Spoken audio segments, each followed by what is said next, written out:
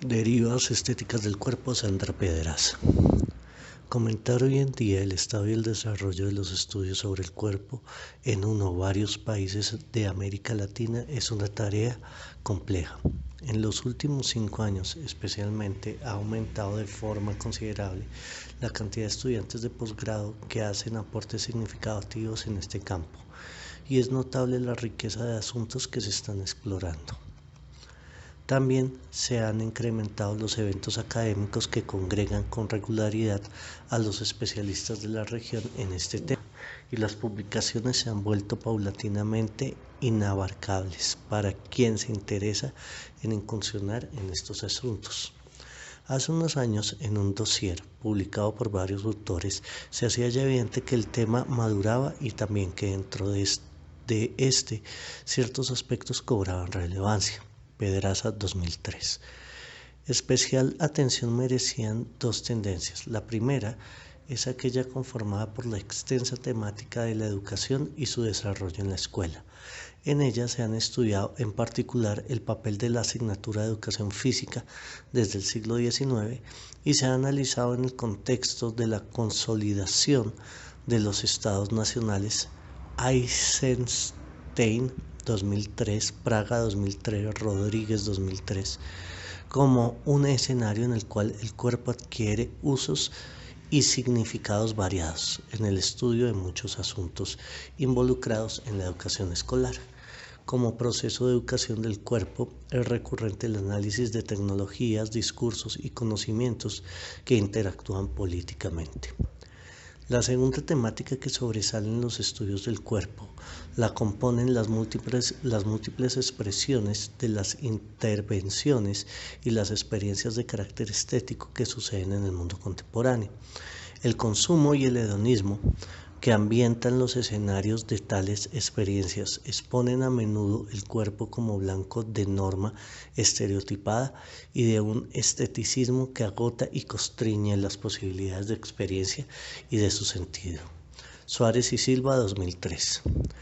Pero en este mismo terreno se reconoce que los componentes emocionales y subversivos de la experiencia afloran como recursos políticos para los más diversos grupos que la norma moderna situó al margen o excluyó al instaurar un orden corporal racionalista, y que en ese ambiente estético también una oportunidad es esta la alternativa que ha propiciado el giro afectivo en los estudios sociales.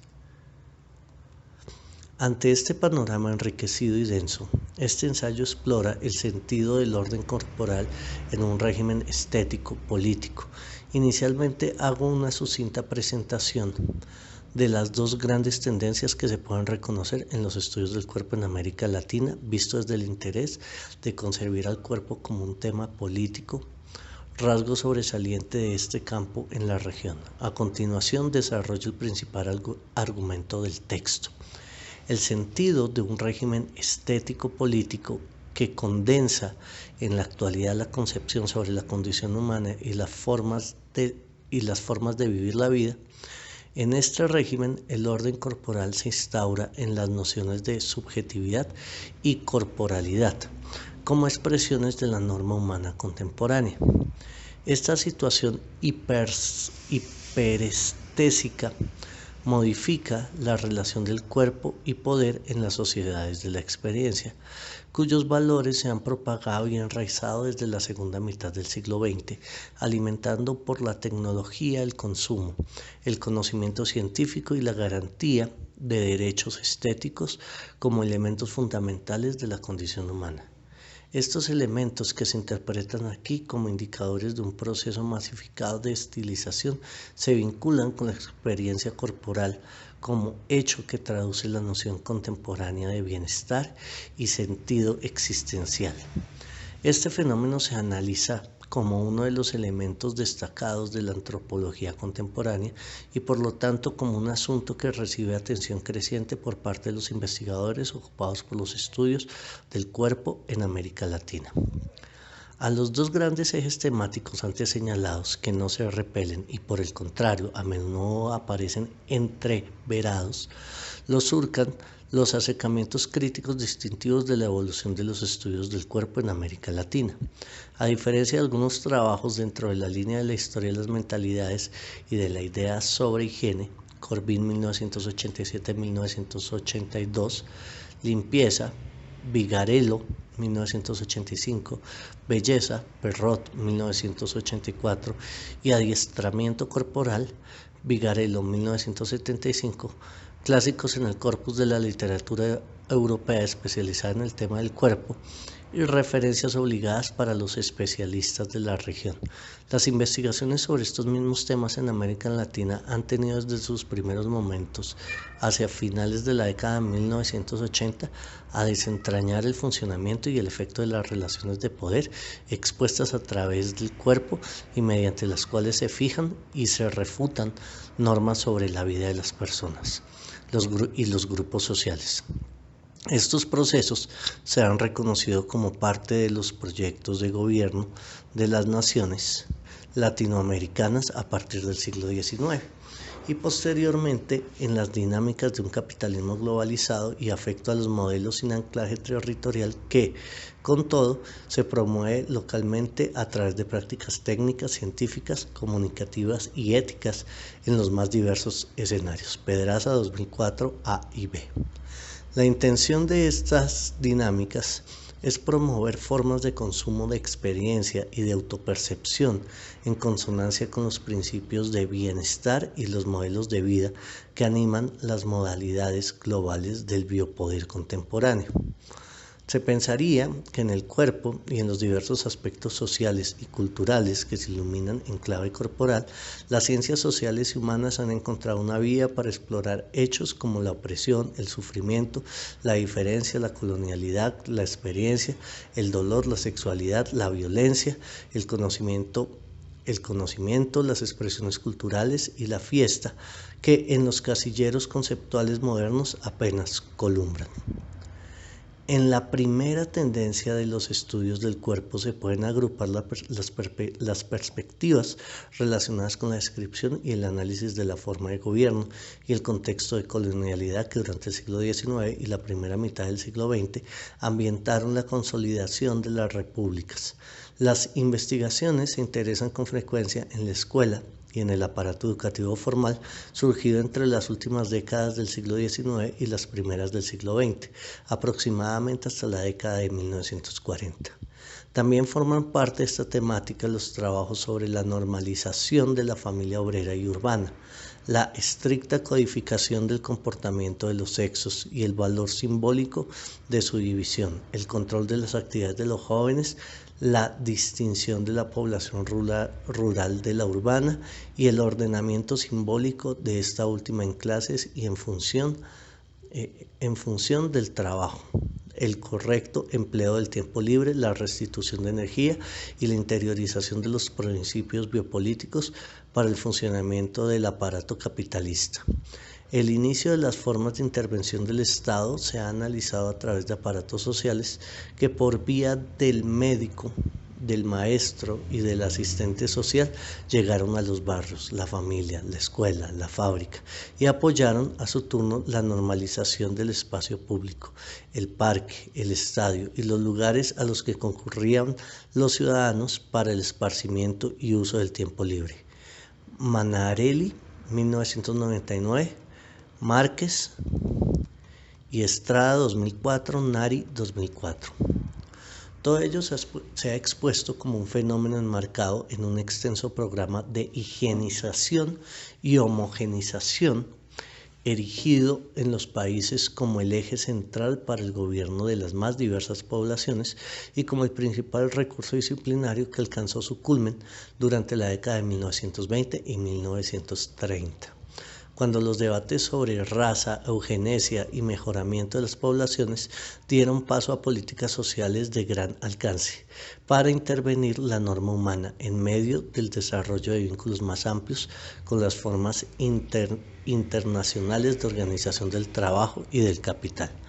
En este campo de estudio, el trabajo incluido en este número de desacatos acerca de la educación física como tecnología que configura simultáneamente la nación y el género resulta pertinente para desentrañar los mecanismos específicos instaurados por agentes públicos que cabe comprender como partícipes de formas de gobierno biopolíticas. Pedraza 2004 A y B. En estrecha relación con lo anterior y durante el mismo periodo, la división social del trabajo simbólico se radicalizó en torno a la diferencia de los sexos. Ha merecido mucha atención el estudio de la regulación de la vida de las mujeres en su triple tarea de amas de casa, madres y esposas. El trabajo de Perla Luz García Peña sobre los varones echados a perder, eso entre comillas, nos muestra que la disposición de la masculinidad no logró encauzarse del todo por la senda de la masculinidad moderna y que a comienzos del siglo XXI esta masculinidad se desborda para exponer rasgos de frontera. Jeftanovic 2007, Camacho 2007, Mujica 2007, Góngora y Rodríguez 2006, Urrea et al. 2008. Los jóvenes cholos desafían la norma masculina moderna que las primeras décadas del siglo XX se esforzaron por consolidar, pero que las masculinidades latinoamericanas han rehusado encarnar a cabalidad. La marginalidad económica de amplios sectores populares impiden la inserción de los hombres en los modelos de la masculinidad moderna y los sitúa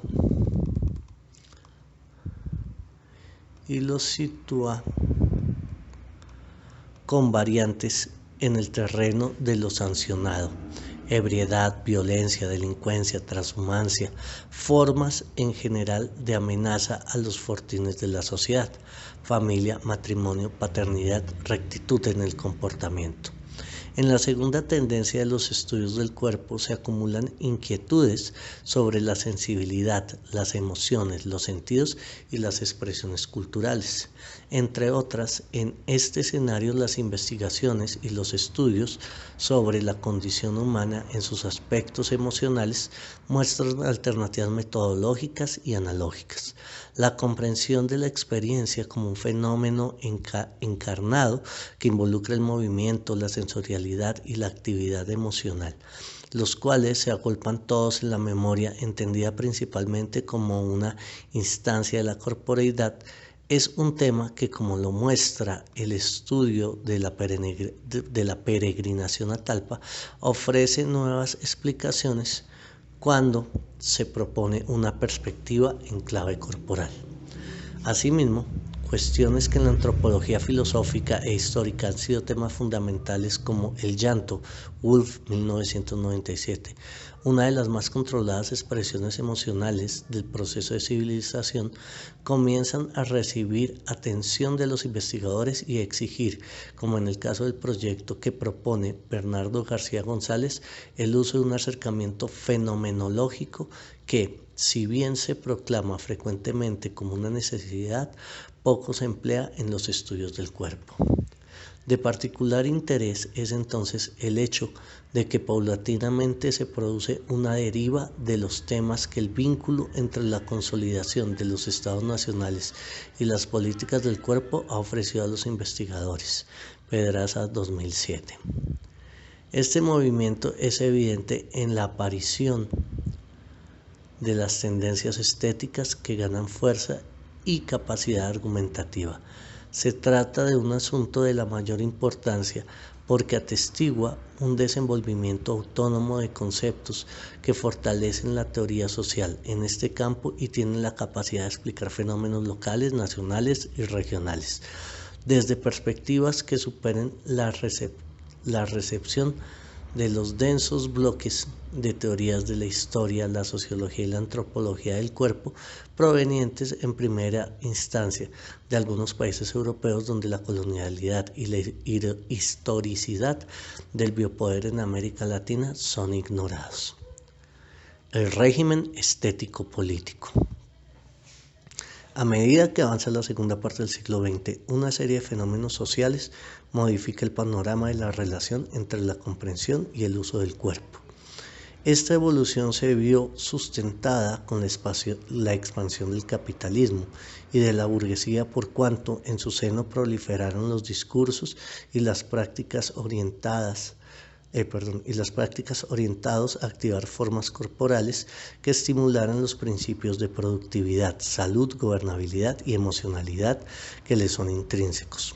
Un rasgo específico de estos fenómenos es que en asuntos tan distantes como la moda y los procesos de transformación e intervención corporal, en las discusiones sobre la eutanasia y la reproducción asistida o en el privilegio concedido a la percepción visual de la comida y el espacio, vemos surgir expresiones hiperestésicas. Ahí hay un pie de página que dice: las hiperestesias abarcan la experiencia incrementada de sí a través de las percepciones corporales y las actividades de la subjetividad, de la clasificación y el ordenamiento estético de las sensaciones y en general de la sensibilidad. Pedraza, 1999-1996. Seguimos. El siglo XX cabalgó con la intensificación de tales experiencias hacia una antropología estética que en el mundo contemporáneo emerge en el cuerpo. No lo hace solamente en su apariencia, sino todo en el valor de la experiencia corporal como actividad subjetiva. Sant Anna, 2003. La corporalidad ha pasado a ser un pilar para comprender la condición humana contemporánea, afectada por la lucha para concederles a la experiencia y a la subjetividad una importancia equivalente al tipo de racionalidad que la dicotomía cuerpo-mente instauró como una norma humana distintiva de la modernidad. El empeño en desarrollar las dimensiones sensibles, bien sea en la educación o en los argumentos subjetivos que gestan las versiones de los derechos de la salud, del bienestar, del desarrollo humano, de la calidad y el estilo de vida en el mundo contemporáneo, y sugiere que nos hemos hecho particularmente sensibles a los argumentos estéticos. Se ha gestado una condición humana tal porque se han activado posibilidades alternativas del ejercicio del poder que rebasan los intereses biopolíticos de los estados nacionales. En el ámbito del capitalismo y de las tensiones culturales que lo pueblan, nos hacemos humanos en el concierto de una pléyade de experiencias propuestas por diversos discursos e intenciones de intervención en la conducta humana. La búsqueda de la individualidad, de una experiencia de sí o de personalidad, devela facetas inéditas de los intereses del gobierno, susceptibles de ejercer sobre las personas, los ciudadanos y particularmente los sujetos. Dichos intereses interactúan con las formas de pensarse los seres humanos como personas y de hacerse a sí mismos, de interpretar y querer realizar el conjunto de derechos que definen el carácter humano y ciudadano en el mundo actual, pero también con las aspiraciones de diversos grupos de extender el ámbito de las experiencias socialmente legítimas. Con la confluencia de corporalidad y subjetividad se descubre un mundo en el que, en aras de opacar dualidades ilustradas y modernas, nos adentramos en visiones que nos disponen para ejercer y ser objeto de las estético-políticas. Se trata de dimensiones no siempre adyacentes al ordenamiento que ejerce el poder soberano a través de una política de disciplina anatómica, que actúa desde el miedo al dolor o el ejercicio del poder regulador de poblaciones concebidas estadísticamente y concertadas alrededor de la certidumbre de pertenecer a una cohorte o un rango o un decil. Los desacuerdos surgidos a lo largo del siglo XX respecto a los ejercicios del biopoder auspiciado por los estados nacionales tienen una larga historia, pues los intereses antropológicos holistas han corrido paralelos a esta historia oficial de las formas de gobierno. Pero ya hacia finales del siglo XIX, justo cuando en América Latina la etapa nacional de la modernidad requirió intensificar los ejercicios de biopoder en los que se comprometía el cuerpo concebido médicamente, también se abrieron camino entidades antropológicas del orden estético que prefiguraron variantes de la norma humana. Los llamados a una educación estética se hicieron más frecuentes y las experiencias estéticas aumentaron a medida que el consumo ofrecía escenarios y elementos para vivirla, como sucedió con las experiencias de la música, el baile o el amor en las cambiantes ciudades de las primeras décadas del siglo XX. Y en los debates y reivindicaciones de grupos constreñidos por las normas biopolíticas de la modernidad. Las críticas a las epistemologías racionalistas y objetivas han desbrozado el camino para que la sensibilidad subjetiva, la perspectiva interior y propia de la persona, entre a formar parte de las experiencias que deben ocupar la vida humana.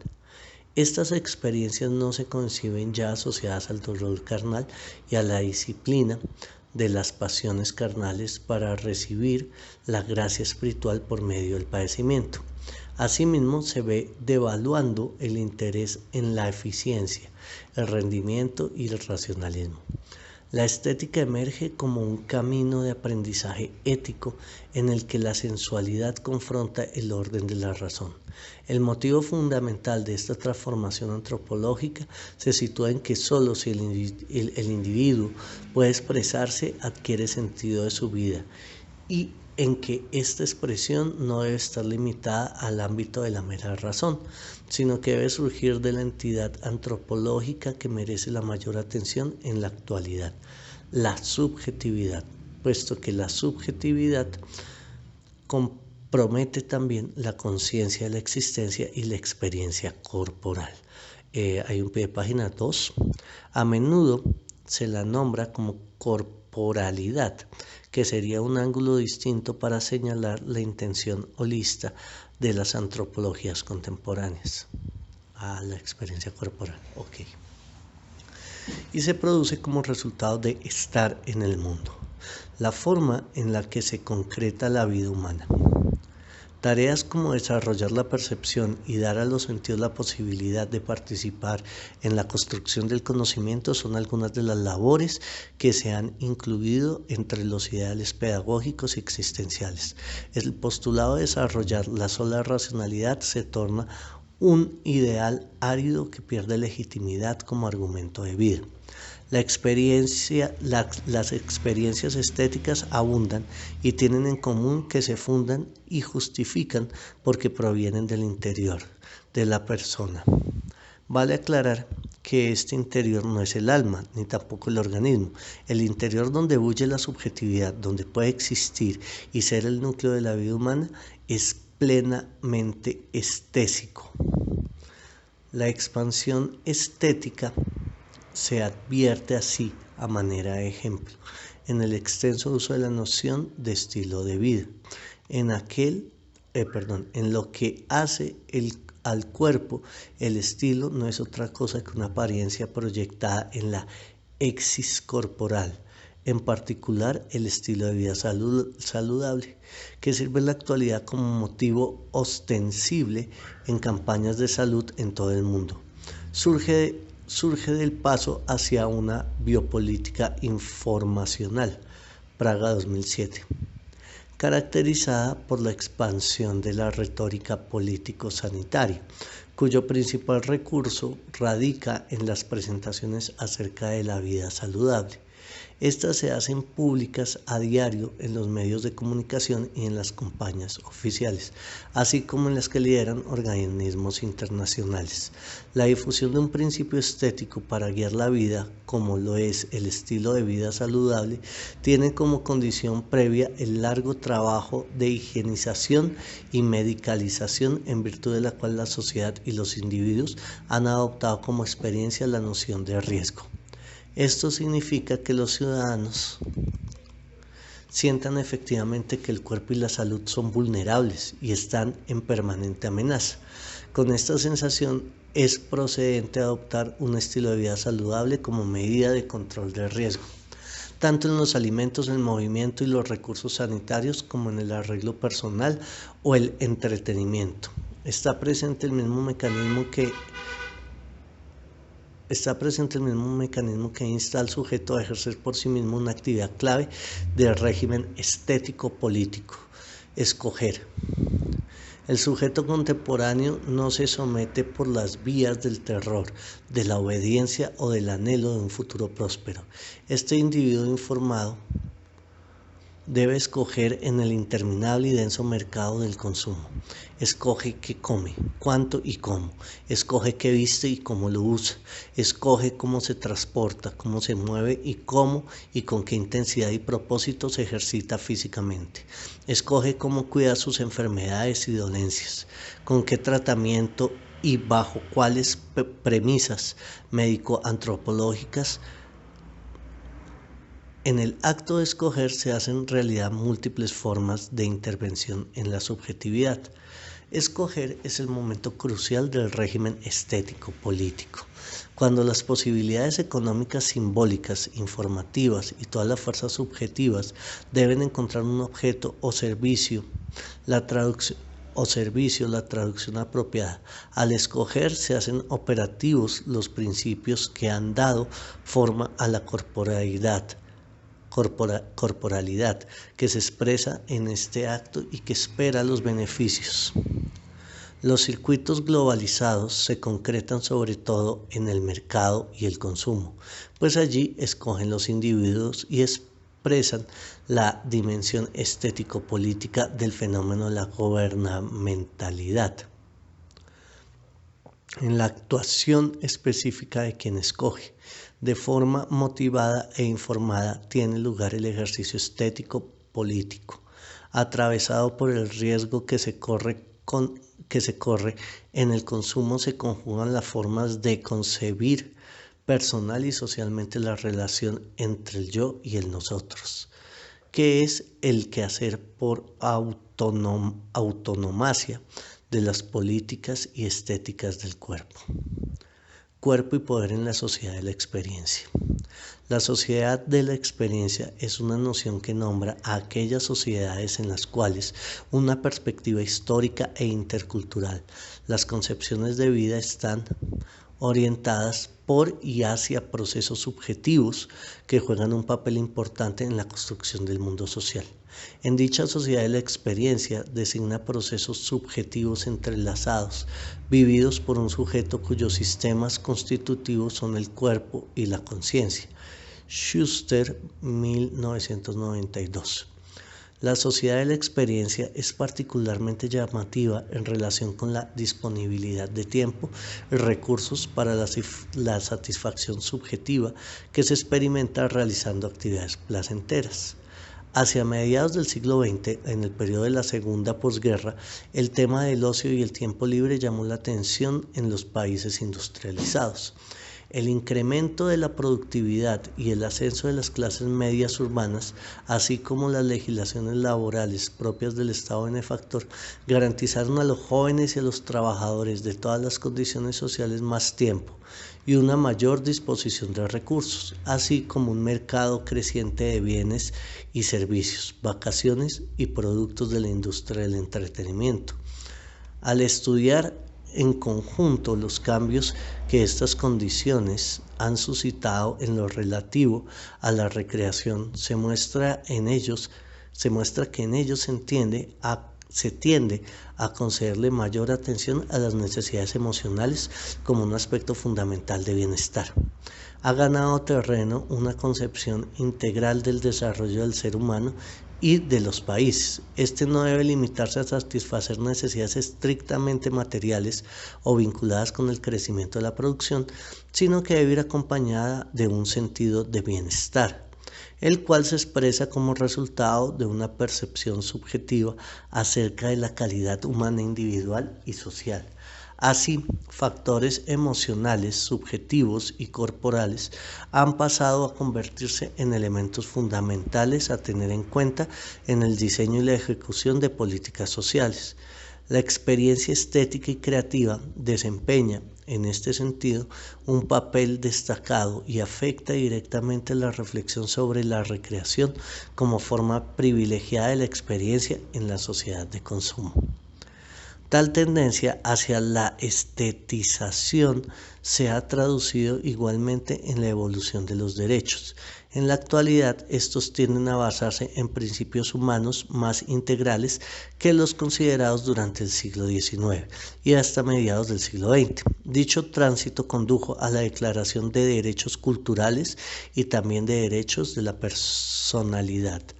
Ambos, cada uno a su manera, advierten que tanto las particularidades culturales como las individuales son esenciales para que la vida de las personas y de las comunidades alcance estándares de calidad. Por lo mismo, se han convertido en necesidades ciudadanas y de esta manera en obligaciones para el Estado. En ambas formas nos encontramos con mecanismos del biopoder que anida en la estético-política. De la mano de estas transformaciones vienen las obligaciones adquiridas por los gobiernos. Particularmente los urbanos y locales deben acoger la variabilidad de la condición humana y cultural y atender demandas de servicios vinculadas, en este caso, a la provisión de contextos para experiencias recreativas, lúdicas, de movimiento, esparcimiento, ocio y placer que satisfagan expectativas subjetivas orientadas al crecimiento personal.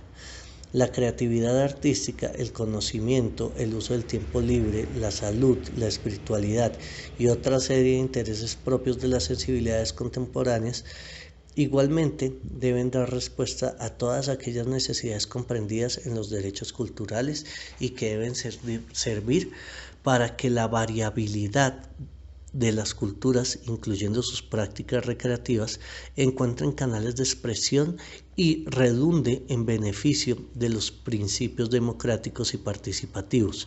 Los programas buscan, por lo tanto, balancear el exceso de individualización, servir de apoyo a redes sociales, a la multiculturalidad, a la participación y a la democracia.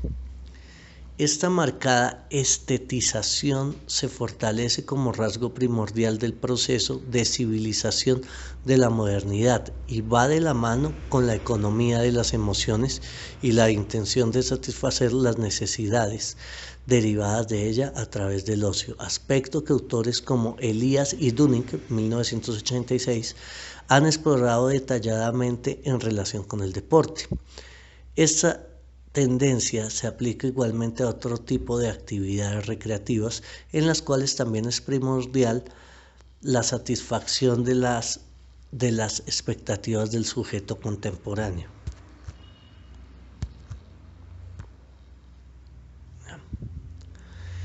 En la base de este proceso vale la pena subrayar la importancia que ha tenido el desarrollo de los sentidos para el conocimiento.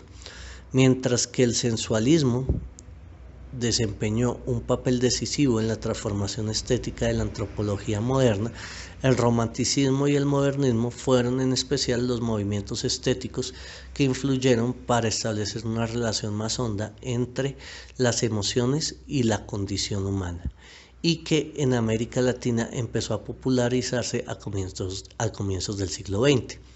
La experiencia estética pasó a ser una dimensión fundamental de la condición de la vida en las sociedades occidentales y ella impulsó un cambio en los indicadores de desarrollo que en las últimas décadas han tendido a incluir en sus mediciones aspectos como la satisfacción, la percepción o el bienestar. El Índice de Desarrollo Humano, producido en 1990 en su primera versión, hizo cálculos acerca de aspectos hasta entonces intangibles que interpretó como rasgos del proceso de estetización en marcha. Paulatinamente, el sentido de bienestar emerge de una forma de interpretar la propia experiencia y de encontrar que la manera de vivir esta experiencia brinda un sentido de valía a la existencia individual y colectiva. Este bienestar involucra un componente emocional derivado del placer conseguido, en buena parte en las actividades que hemos denominado recreativas, porque actualizan, renuevan y hacen presente el genio humano y el placer que ello concita. Una expresión de esta evolución es el hecho de que la declaración de la Conferencia Internacional sobre Hábitat realizada en Vancouver en 1976 señalara la recreación como la sexta necesidad básica de todo ser humano. Esta evolución comprende muy especialmente la concepción y la práctica de la recreación que quedaron tempranamente comprometidas con las actividades físicas, debido a la estrecha relación establecida entre cuerpo y conciencia. La relación de la cultura, de la experiencia con el movimiento y la forma de vida moderna es, por tanto, constitutiva.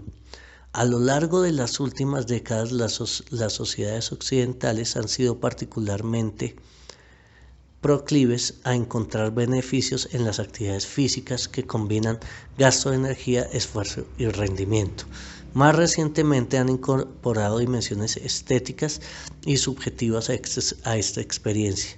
En las sociedades modernas importantes elementos involucrados en la concepción de la vida se cimentan en la idea de que el bienestar, uno de los grandes objetivos del desarrollo, está ligado a la sensación de bienestar físico y emocional. El estado del conocimiento científico y del médico en particular, entre paréntesis, permite relacionar esta tendencia con la deriva estética que aboga porque las actividades humanas satisfagan la mayor cantidad de posibilidades vinculadas con la recreación, es decir, que diviertan, entretengan, resulten placenteras, alegren y permitan disfrutar.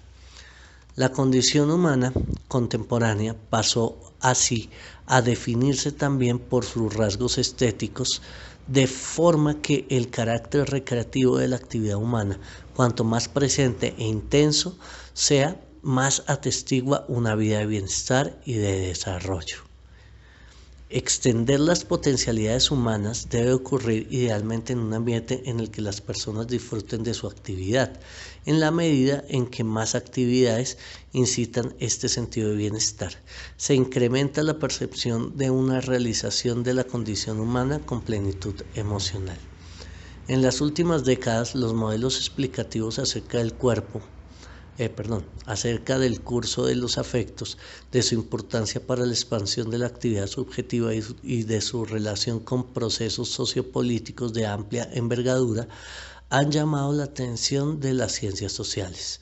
Al ahondar en la comprensión de la manera en que el cuerpo y las emociones están relacionados y sobre el hecho de que en este vínculo se traduce y se hace comprensible la vida de las personas, pero también la acción social y política. Se ha complejizado un campo conceptual y analítico que nuevamente encuentra facultades explicativas en los fenómenos emocionales e intangibles. El proceso de civilización y los diversos microprocesos emocionales que lo configuran han pasado entonces a integrarse a un modelo explicativo de gran aceptación y uso en las sociedades sociales contemporáneas.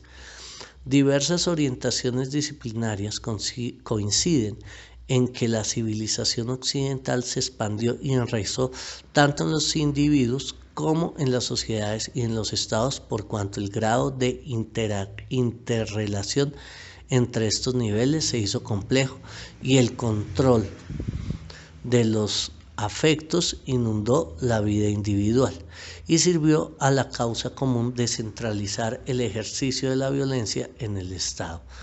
La imbricación de procesos psicogenéticos y sociogenéticos que estudió Norbert Elias, 1976, se considera un avance en la comprensión de cómo la interiorización de las restricciones que las personas imponen y en general la gestión de los afectos, Harry Negri 2000, Lazarato 2007, guardan una estrecha relación con el ejercicio del monopolio estatal sobre la violencia física y la creciente interdependencia social.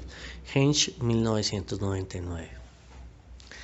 El control de los afectos es un concepto que se refiere a un largo proceso de psicogénesis individual y colectiva, durante el cual la forma de organizar, comprender y expresar el repertorio emocional ha introducido mecanismos de autoobservación privada y catálogos de comportamientos socialmente valorados. Con estos dos recursos, el individuo y la sociedad han trasegado un largo camino que, a través de la introspección y de la interiorización del pudor, modificaron la constitución y la expresión emocional. De este sistema de contención se ha destacado el significado de controlar el ejercicio de la violencia física, pues este mecanismo es considerado determinantemente en la conformación del Estado, particularmente en su concentración de legitimidad para ejercer la violencia física a través de órganos especializados. Por otra parte, y en aras de ahondar en los rasgos de la antropología de la modernidad, el control de los afectos es un asunto que requiere una particular tecnología del yo, en la cual el sujeto es puesto en la posición de ser objeto de saber de sí mismo, mediante procedimientos de gobierno, Foucault 1990, o de conducir su conducta, Rose 1999b. El resultado del proceso de observación de sí mismo y de contención en el comportamiento y en la expresión emocional, que es la base del proceso de civilización, es entre comillas, es que la persona se controla a sí misma no por el mero temor a represalias, sino por una convicción afectiva que desata el pudor como expresión de lo intolerable y signo público y personal evidente de conductas inapropiadas e ilegítimas. Este sentimiento que apuntala un sentido de identidad en la persona, cuya experiencia de sí misma debe coincidir con lo que ella piensa que debe ser su comportamiento. Es lo que le confiere naturalidad a este último y hace que la persona encuentre concordancia entre su expresión y su ser, entre su subjetividad y su identidad. En definitiva, que afiance su seguridad ontológica. Guides 1998. El lugar emocional seguro es aquel del cual emerge un sentimiento unificado de sí mismo, el propio cuerpo, la persona encarnada, la experiencia corporal del bienestar. En la medida en que la experiencia que vincula el cuerpo con la conciencia es una medida para la sociedad de la experiencia, el movimiento gana valor como práctica de bienestar. El ejercicio corporal, en particular, es una habilidad de la condición humana que emplea las aptitudes del cuerpo para realizar diversos movimientos y representa una de las modalidades más significativas y gozosas, poéticas, en la evolución humana. El movimiento humano se ha expresado en modalidades diversas que especialmente desde el siglo XIX han cambiado su valor antropológico. La educación física, que es una sistematización del movimiento para la educación escolar y fue la forma privilegiada de transmitir los beneficios del movimiento durante las últimas décadas del siglo XIX y las primeras del XX, ha sido fuente de la cual se han desprendido una o varias alternativas de educación somática, es decir, del empleo de las facultades corporales para modificar a la persona y sus experiencias. El fundamento de estas orientaciones, expresado a través de diversas técnicas que se han multiplicado en las últimas décadas, es el uso de sí, una noción hermanada con la de tecnologías del yo, es decir, un mecanismo que a través del ejercicio de movimientos específicos y de una actitud atenta a ellos, estimula la actividad subjetiva. Pedraza 2008. En este tipo de tecnologías se recurre al trabajo corporal y específicamente se afecta el sentido de la senestesia para despertar la conciencia, el autoconocimiento, la expresión de sí mismo y la autocomprensión. Al operar de esta manera, la educación somática se distingue de los mecanismos de disociación de la educación física propia de la escuela moderna. Esta forma de la educación a través del cuerpo procura desterrar el anestesiamiento que la escuela instila en el cuerpo y revertir sus efectos contraproducentes para educar sujetos integrales, conscientes y autónomos en el sentido que promueven las pedagogías emancipatorias. NOT 2000, 1979, 123 ISS. E incluso capaces de desarrollar una imaginación creativa, ficcional e idealista, tal como lo entienden las pedagogías utópicas. Harten, 1997, páginas 110 a 122. Están a la orden del día en el mercado de las actividades que cumplen plenamente con el ideal contemporáneo de la recreación.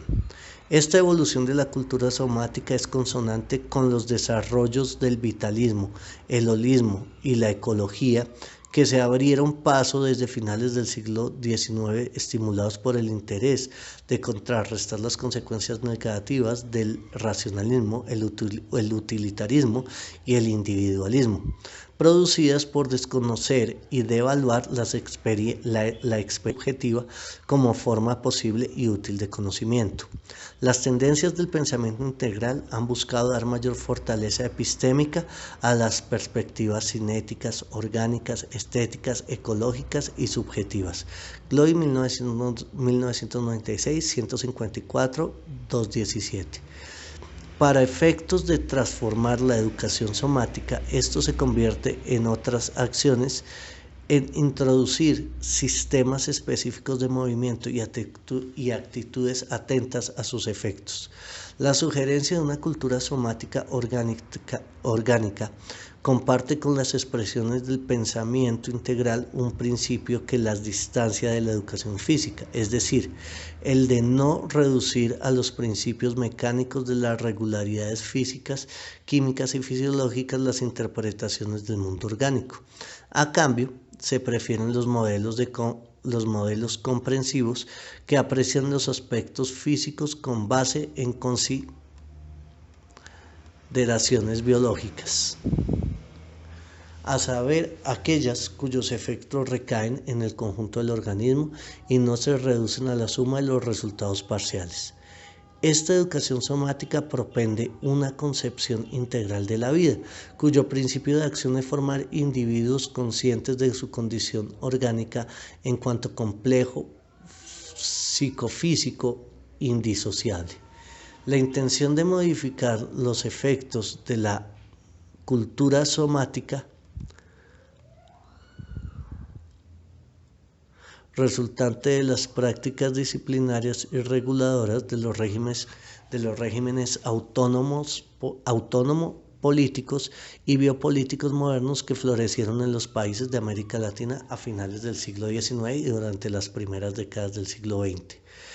Es una reacción a los principios epistemológicos que tales formas de ejercicio del poder han instilado en el cuerpo y debe comprenderse como parte de un régimen antropológico alternativo, aunque no disidente, puesto que un régimen tal se basa en la intención de acoger interpretaciones subjetivas y estéticas para afectar la forma de relación en torno al ejercicio del poder y afectar el orden social. Cabe entenderla como estético-política. La recreación es una expresión clara de este proceso. La posibilidad de proponer una comprensión estético-política de la condición humana se basa en comenzar por reconocer que los sentimientos, su naturaleza moral o las creencias que guían el comportamiento de personas o grupos, es decir, el ethos de la existencia humana, conforman un acervo disponible para el autogobierno. Si esta posibilidad se hace efectiva, surgen formas de conducir la vida que responden a la propia elección y al convencimiento personal, lo cual constituye también un recurso sobre el cual puede actuar a voluntad el ejercicio estético-político.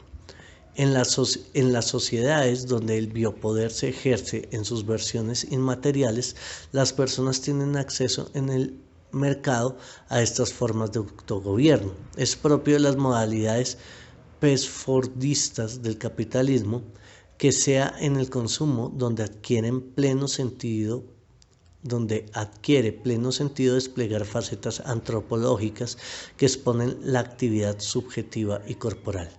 Cabe destacar en este sentido la intención crítica que puede desarrollar entonces la recreación respecto del ordenamiento moderno, prácticas corporales como las que contemplan algunas actividades recreativas alternativas. Intentan desnaturalizar corporalmente y exponer al autoconocimiento la labor disciplinaria de la educación física escolar, por ejemplo, cuyas huellas profundas deben remodelarse a través de la forja de cualidades subjetivas cultivadas para y por un uso de sí que propicie una nueva cultura somática. Estas modalidades ejemplifican procesos de descolonización del sujeto que recientemente han llamado la atención de los trabajos sobre el biopoder en las sociedades latinoamericanas, Castro y Grossfogel 2007. Forma parte entonces de estas técnicas corporales procurar equilibrar los desajustes resultantes de una vida ordenada en función de la productividad y el mecanismo, en contra de los principios que obraron como base para el desarrollo de la educación física, el rendimiento, el ahorro y la canalización de la energía, la higiene y la salud, el control del tiempo y de la sexualidad, la garantía de una reproducción sana, la conformación de un cuerpo femenino apto para la maternidad.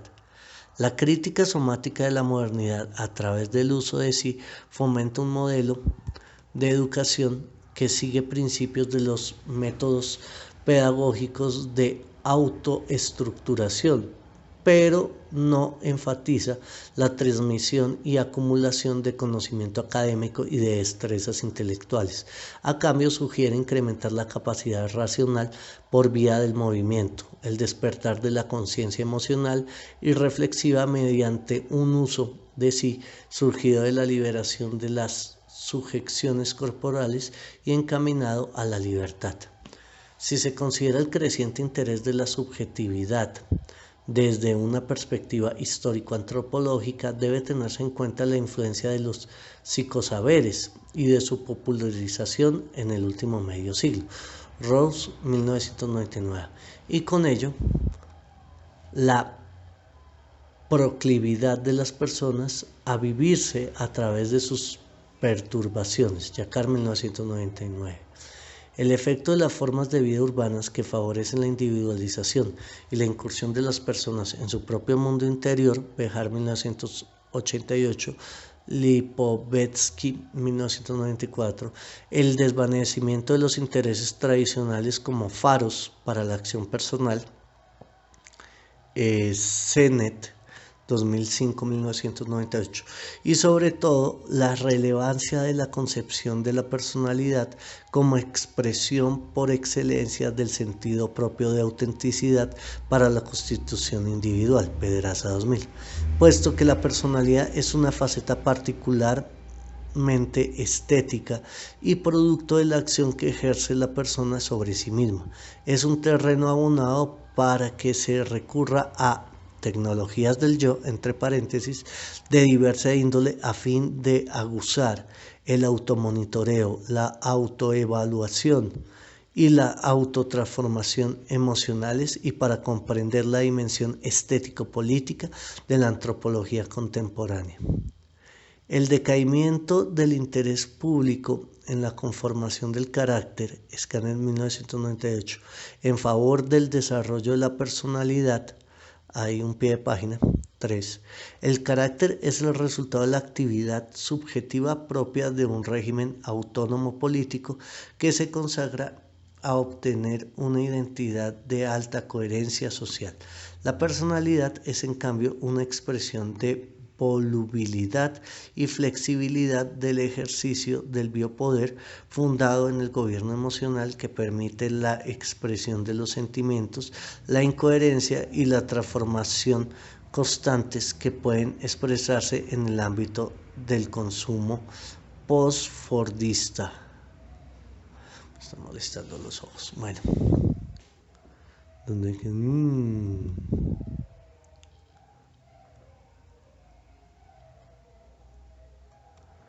no debe haber como un sentido político. Bueno, el decaimiento del interés público en la conformación del carácter en favor del desarrollo de la personalidad atestigua un cambio que influye tanto en el transcurso y el contenido de la vida diaria de las personas como en el sentido público de la acción individual y en las expectativas sociales acerca de los deberes de las personas para consigo mismas y con respecto a sus relaciones interpersonales, privadas y públicas. Mientras que la formación del carácter se consideró durante el siglo XIX y buena parte del siglo XX una tarea cuyo costo individual era despreciable frente a los beneficios sociales y públicos de su solidez, la personalidad es una faceta del individuo que resulta de un minucioso y constante proceso de automonitoreo estético y emocional y de ajuste de la conducta. Esta evolución que ha modificado la concepción acerca del sentido de la vida humana, de la manera como debe desarrollarse y del significado y el valor que tienen diversos tipos de experiencia, ha promovido que varios de estos aspectos estén contenidos en los derechos fundamentales y los derechos culturales. El derecho a la recreación ha pasado a formar parte de las expectativas y demandas sociales en cuanto se han promulgado principios democráticos y acciones que han fortalecido el sentido de la igualdad entre los ciudadanos y un acceso más equitativo a los servicios del Estado.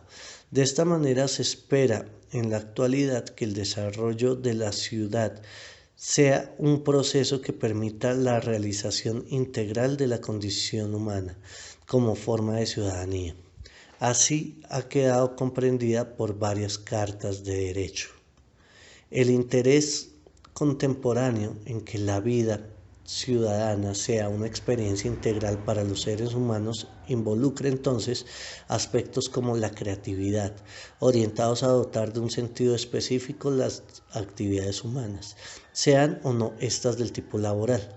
Ha ganado consenso la apetencia generalizada porque la vida tenga para las personas un sentido que no debe derivarse simplemente de un catálogo de virtudes morales o éticas propias de las profesiones religiosas o del cumplimiento de los deberes modernos, sino que satisfaga lo más plenamente posible el sentido de la vida, no a partir de la renuncia, la postergación o la remuneración monetaria, sino como un sentido de satisfacción personal en el presente. Esta satisfacción debería surgir de realizar actividades de cualquier índole que resulten gratificantes.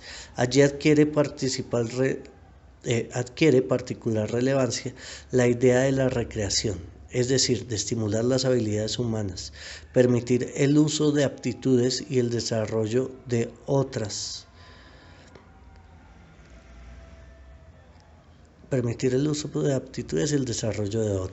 La producción, la expresión o cualquiera de las tantas posibilidades de la actividad humana que dotan de sentido la existencia y colman la expectativa de bienestar como principal indicador de la realización de la vida humana en su modalidad ciudadana.